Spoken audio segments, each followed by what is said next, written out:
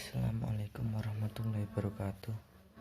Perkenalkan, nama saya Hilmi Wildan Ismail, NIM 20402100021, kelas A2 KPI, mata kuliah Sejarah Dakwah.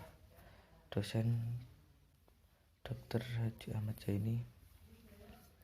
Saya di sini akan menjelaskan sedikit tentang perkembangan dakwah di Afrika Utara. Islam di Afrika Utara. Sebelum Islam masuk di Afrika di bawah kekaisaran Romawi, dan kehidupan sosial masyarakat Afrika Utara lebih merupakan kehidupan masyarakat barbar yang bersifat kesukuan, nomaden, dan patriarki.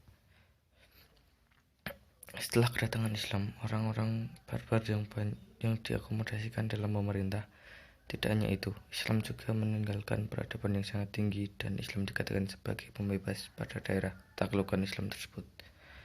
Mayoritas bangsa-bangsa di Afrika Utara adalah Muslim, yang banyak dipengaruhi oleh kaum Sufisme, di mana mereka sangat berperan besar dalam mengorganisir komunitas pedalaman dan beberapa rezim negara.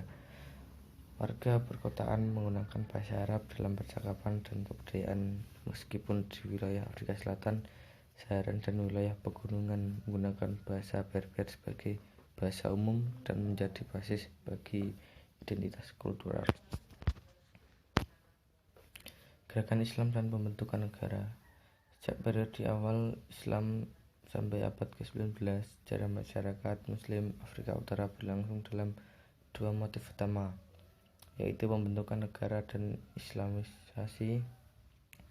Penaklukan yang dilakukan oleh bangsa Arab memberikan dorongan baru bagi pembentukan negara dan pengorganisasian masyarakat Afrika Utara menjadi komunitas Muslim. Penaklukan tersebut juga mengantar pada pelembagaan Islam bagi warga masyarakat Afrika Utara.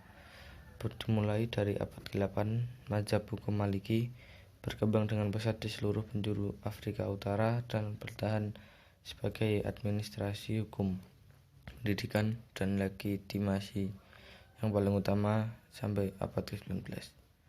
Dalam 2 abad kemudian, Sufisme juga terlembagakan dan menjadi basis utama dalam pengorganisasian warga pedalaman. Sebagian dari sejarah Afrika Utara dari abad ke-13 sampai abad ke-19 dapat dinyatakan dalam beberapa hal sehubungan dengan pengaruh negara dan sufi. Akhirnya, penaklukan bangsa Arab juga memberikan Afrika Utara sebuah identitas Arab yang ditimbulkan oleh gelombang migrasi Arab dan melahirkan negara yang didominasi oleh bangsa Arab. Dakwah sufistik di Afrika Utara. Islam masuk dan mulai berkembang di Tunisia pada masa dinasti Umayyah, tatkala mulai melebar kekuasaannya ke barat hingga Tunisia. Hampir sejak awal, mayoritas penduduk Muslim di Tunisia adalah kaum Sunni yang bermazhab Maliki dan Hanafi. Namun untuk kepuasan batin, gerakan Islam di negeri tersebut tidak lepas dari penganut terdekat, karena memang gerakan dakwah di Afrika Utara sangat kental dengan gerakan Sufi, seperti di Tunisia dan tarekat Qadariyah, Rahmaniyah, Isawah, dan Tijaniyah. Meskipun akhirnya negaranya sekuler, namun praktik keberagamannya sangat sofistik. Dinasti-dinasti di Afrika. Yang pertama, dinasti Fatimiyah. Dinasti Fatimiyah berdiri pada tahun 297 sampai 267 Hijriah atau 99 sampai 171 Masehi di Afrika Utara, tepatnya di Mesir dan Syria. Dinasti ini berdiri di Raqadah, daerah Al-Qairawan, dengan Al-Mahdi sebagai khalifah pertama. Dinasti Fatimiyah mencapai puncak kejayaannya di bawah pemerintahan Abu Mansur Nizar al-Aziz yang terkenal pemberani dan bijaksana. Daerah kekuasaannya mencapai seluruh Syria dan Mesopotamia. Kedua, dinasti Idrisiyah. Dinasti Idrisiyah berdiri pada tahun 786 Masehi.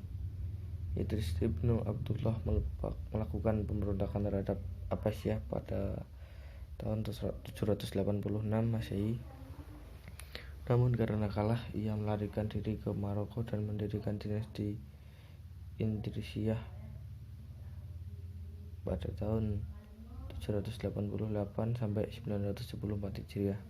Karena dinasti ini terletak di antara kekuasaan Islam besar yaitu Umayyah di Andalusia dan Fatimiyah di Afrika Utara. Akhirnya panglima dari Hakam II di Andalusia yaitu Ghalib Billah melakukan aneksasi wilayah Indisiyah. Setelah itu maka berakhirlah wilayah dinasti Idrisiyah. Yang ketiga, dinasti Aghlabiyah. Dinasti Aghlabiyah 800 sampai 909 Masehi. Dinasti ini berpusat di Seljiman, berdiri ketika Khalifah Harun al-Rasyid mengangkat Ibrahim ibnu al-Ghalib sebagai penguasa Ifriqiyah Tunisia pada tahun 800 Masehi. Untuk membendung kekuatan-kekuatan luar dengan Abbasiyah, terutama membendung serangan dinasti Rustamiyah, Khawarij, dan Idrisiyah, periode ini membawa Afrika Utara dan kawasan pesisir Laut Tengah dalam banyak kemajuan. Dinasti ini lenyap pada penguasa terakhir Ziyadatullah al-Ghalabi III pada 909 Masehi oleh dinasti Fatimiyah. Yang keempat, dinasti Ibnu Taulun. Dinasti Ibnu Taulun didirikan oleh Ahmad Ibnu Taulun yang semula ditugaskan oleh penguasa Abbasiyah sebagai penguasa Mesir. Periode ini kegiatan intelektual, arsitektur berkembang dan maju. Banyak rumah sakit, masjid, dan menara. Masjid didirikan yaitu Masjid Ibnu Taulun di Mesir. Putra Ibnu Taulun, Syaiban 909 sampai 905 Masehi mengembalikan Mesir ke dalam kekuasaan Abbasiyah. Yang kelima, dinasti Muwahhidun. Dinasti Muwahhidun pada tahun 2524 sampai 667 Hijriah atau 1130 sampai 1269 Masehi. Pelopor dan pendiri dinasti ini adalah Muhammad ibnu Tumar. Muncul sebagai reaksi dari Al-Murabitun yang dianggap telah melakukan penyimpangan. Dinasti ini berpusat di Marrakesh dan sebagian wilayah Andalusia Spanyol. Sekian dari saya. Jika ada kesalahan mohon maaf. Billahi fi sabilil haq, sabiqul khairat. Assalamualaikum warahmatullahi wabarakatuh.